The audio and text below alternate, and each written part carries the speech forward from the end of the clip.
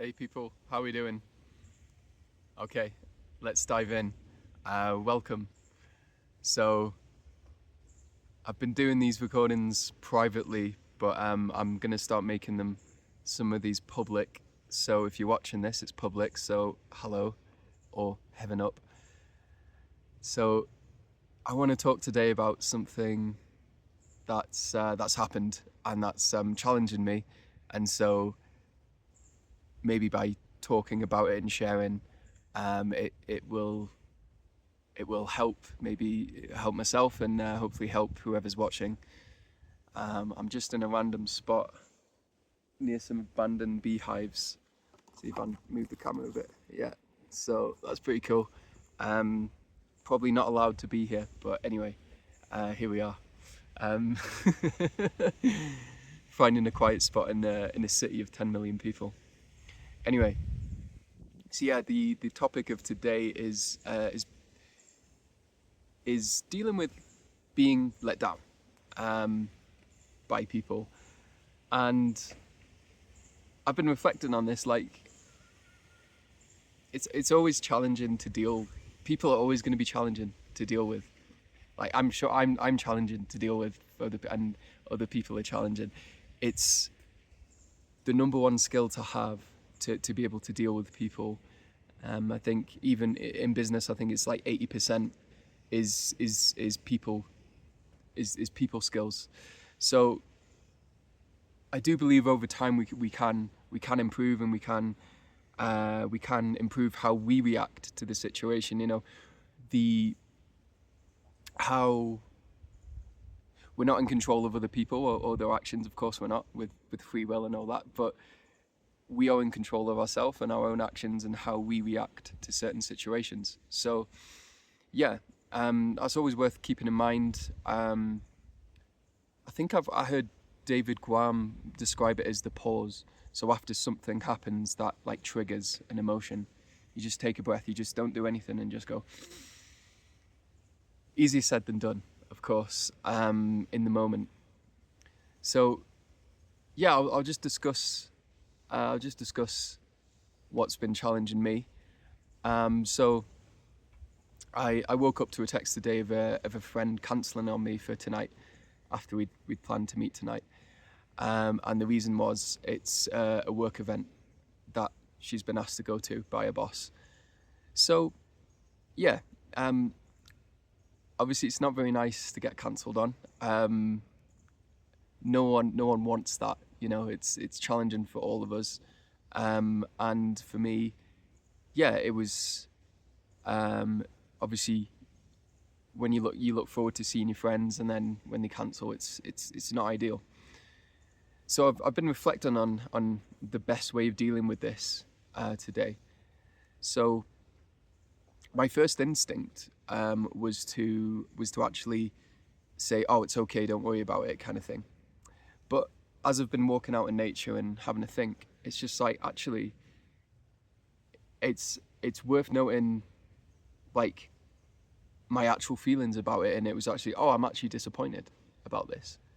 And so it's worth so I've decided I'm actually going to lead with that. I recognized straight away, my first instinct was to reply quickly and say, oh, don't worry about it, it's okay. So like, make sure they're okay first, make sure they don't feel bad about it, and I hope they don't, by the way, either. But I'm recognizing in myself, and I don't know if this resonates with anyone watching, that the initial kind of instinct is to like make sure the other person is okay, even though in that moment, like, we're not okay. Like, we've been cancelled on and we're actually a bit sad about it. And so yeah, that's worth recognizing. The first thing is to like make sure the other person is okay over our own feelings and our own needs. So that's something that I'm working on as like a recovering people pleaser. And I always say the people pleaser never goes away. It's always still there, alive inside of us. We just have to manage it and flow with it. And yeah, so luckily I didn't reply straight away like I normally do, and luckily, like making sure the other person's okay. And luckily, I haven't replied saying it's okay, don't worry about it. What I'm actually going to reply saying is I'm actually going to express my feelings. I'm going to say, look, I'm actually disappointed that you've cancelled on. I was looking forward to a meeting for us to meet tonight. I'm disappointed, but I understand, and enjoy your weekend. So yeah, I'm actually in a bit of a new paradigm here where instead of saying it's okay, and it is okay by the way, but instead of saying that, I'm actually expressing my feelings first and expressing how it's impacted on me. And I think that may be a more healthy way of communicating, and instead of just saying, oh, it's fine, don't worry about it. Because I think if you say it's fine, don't worry about it, they'll probably do it again, you know?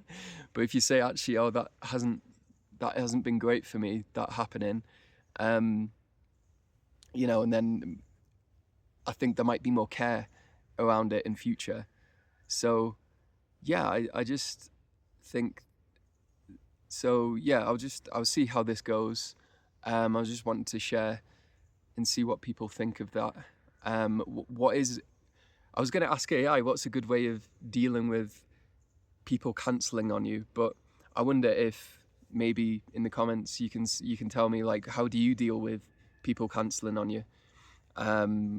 Whoever it is, you know. I think it's worth having a conversation around. You know, I think it's worth with the person directly, instead of just, for me, I would just say, "Oh, it's okay," and then like not mention it, or kind of withdraw myself. But yes, I believe that we can create new patterns and create new behaviors that'll be healthier for ourselves and all the relationships around us. You know, like just lead with the most loving way possible.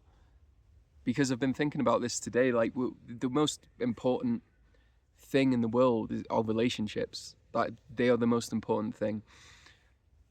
Friendships, relationships, family, like with other people, like our connection with other people is one of the most important.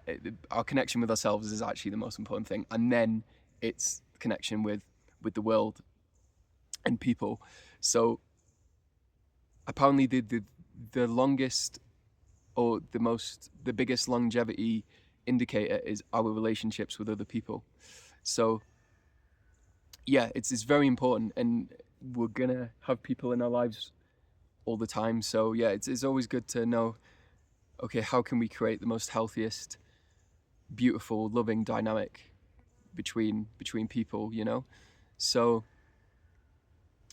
and yeah, I was just reflecting on this as well, that me as a nice person, kind of, or you know, we're all nice in our own way, but I think that the more nicer people may have looser boundaries, or not as strong boundaries, and you know, we try and please everybody, but in the process we don't please anyone, you know. So we must we must prioritize what matters. So yeah, I'm going off on little tangents here. This is what I'm like. So yeah, I'll finish on this. Like, what's a common reason why people cancel? Well, what's a common reason why you cancel? Yeah, let me know in the comments. It seems for me, work seems to be the most common one. It seems to be like in different countries as well. Different people in different countries have cancelled because of work. So, and oh, have I cancelled? I've cancelled before because. Why have I cancelled? There's some self-reflection. Why me doing it as well? I've cancelled because I've maybe been tired or not wanted to go, feeling antisocial, and not wanting to go, wanting to be a hermit. Yeah. So yeah, but I try my best not to. If I make plans, I think that's a good thing to do, to make plans and follow through with them. Yeah, anyway, so yeah, the topic of this is obviously like being let down. Let me know what your experience is. What's the most healthiest, lovingest, beautifulest way of dealing with this, where everyone can win. You know, what do you think? Strong boundaries, prioritizing people over work, maybe. What's more important? Are we really on this planet to work? Really? I think we're on this planet to connect. Anyway, I'll just finish on that philosophy. Much love. I hope you're well. Thanks so much for watching to the end. And yeah, all the love.